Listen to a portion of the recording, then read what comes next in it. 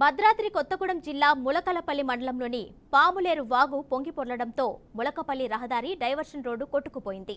దీంతో 20 గ్రామాల ప్రజలకు బాహ్య ప్రపంచంతో సంబంధాలు తెగిపోయాయి.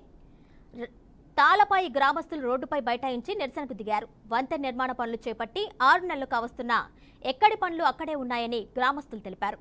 కాంట్రాక్టర్ నిర్లక్ష్యం వల్లే వంతెన నిర్మాణ పనులు నత్తనడకన సాగుతున్నాయని, అధికారులు కనీసం పట్టించుకోవడం లేదని నిరసన వ్యక్తం చేశారు. ఇప్పటికైనా అధికారులు, ప్రజాప్రతినిధులు స్పందించి వంతెన నిర్మాణ పనులు వేగవంతం చేయాలని ప్రజలు కోరుతున్నారు.